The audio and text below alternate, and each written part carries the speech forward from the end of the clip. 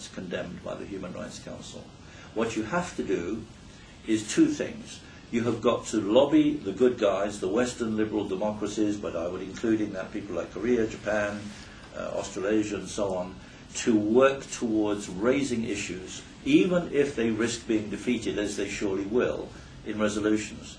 But the fact that they've raised a blatant abuse of human rights and are defeated points the finger at the guys who voted against them. The publicity can only do good. And I think we, when dealing with the Baloch issue, are in exactly this kind of situation. We have got to encourage Western diplomats to go head-to-head with these guys, even in the certain knowledge that they will lose. The second thing is get the press publicity for this. Because this way, people won't be able to say anymore, where the hell's Balochistan? Thank you very much. Thank you. Now I'd like to ask Dr. Mustafa Baloch he's based in London. He's a university lecturer and a human rights activist. So you have the floor, sir.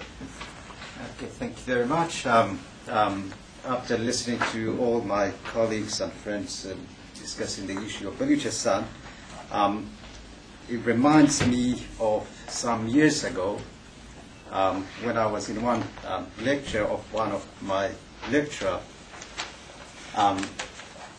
It was before the collapse of Soviet Union, by the way. After the lecture, most of us, we got to the point that, okay, this is the end of history, by the way, okay, so there is not going to be any change at all, and we're always going to be captured and controlled, and there is no way we are going to change. I think the change, I think for all of us, I think the reason that we are here is because we feel that we are able to change. I think that's the issue. And the change, it doesn't come. External forces is always going to be some help. Okay? We appreciate your presence here. Okay? Your help is going to be much appreciated. But when it comes to the question of Balochistan, is always the issue of Balochistan is going to be resolved by Baloch people inside Balochistan. It's not going to be resolved by Pakistanis. Pakistanis are going to cause a lot of problem for Baloch. Iranian, they are going to cause a lot of problem for Baloch. Even external forces, okay, as long like, okay, you mentioned, maybe some of you mentioned Chinese, and some of you mentioned other countries, that they're going to cause maybe some problem.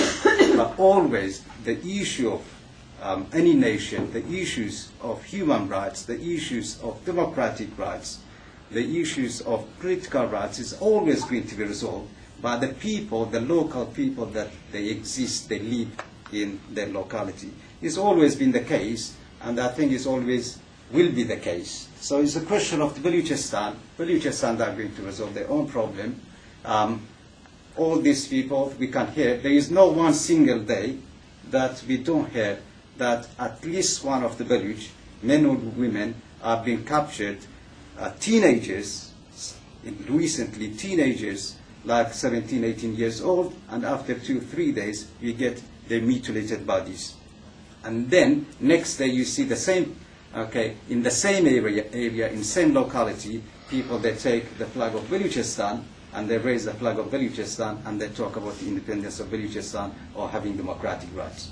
So it's not really, when we talk about this issue, we have to, the strongest force is inside those people that fight for their rights.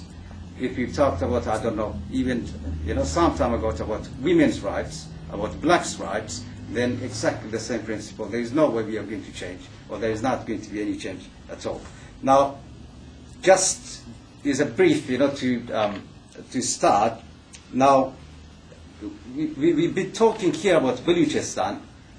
The reason the Balochistan is at the moment under the situation that we have, there is a historical background to that.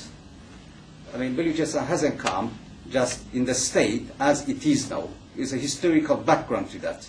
There is a history behind Balochistan and the state we are in. I'll just give you some brief account. I'm not a historian, but at least because I listened to my colleagues, my friends, my family, and my relatives and my people, that how come we are in the state that we are in.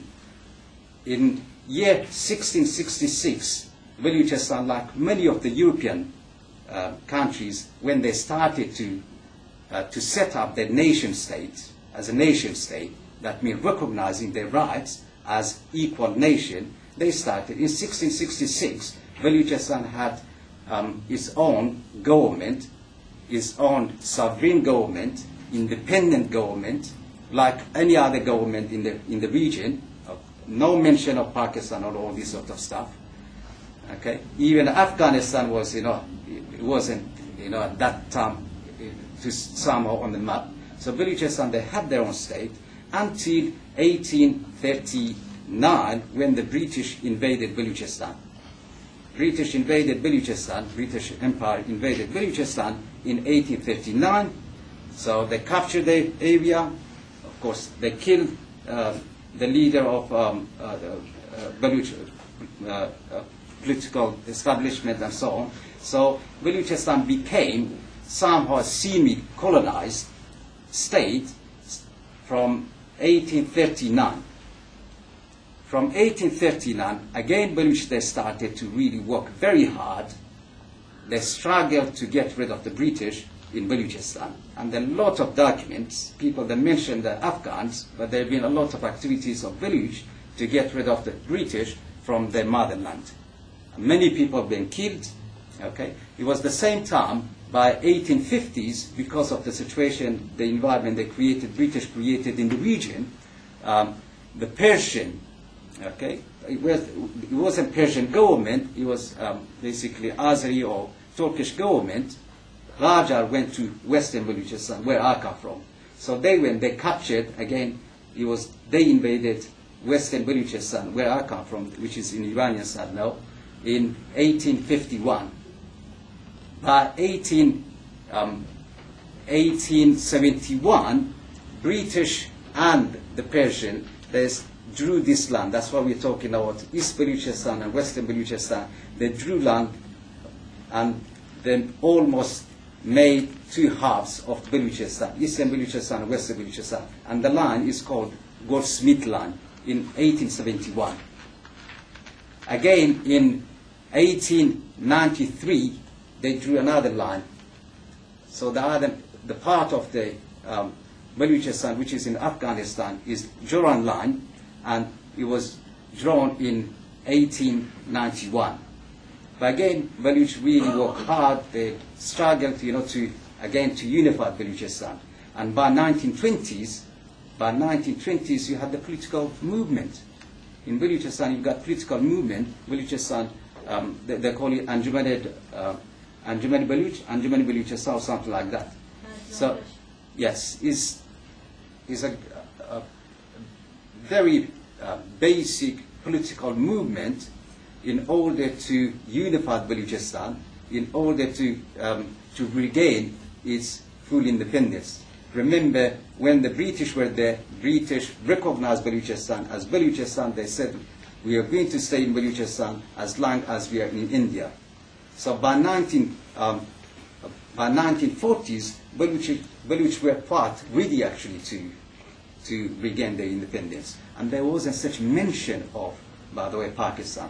The term Pakistan was first time coined in 1930s, mid-1930s, by one fundamentalist, what is called a Punjabi student, Rahmat Ali Chaudhary. And the term meant Pakistan is plagiarized term, which is taken from like in Baluchi or Farsi or Kurdish, which means the land of pure, the land of clean. And when you compare that term at the time and you put it in a context, this term is basically racist term, because they meant that they are going to be fundamentalist Muslim, Indian Muslim, going to be separated from the majority unclean India. So even the term from the start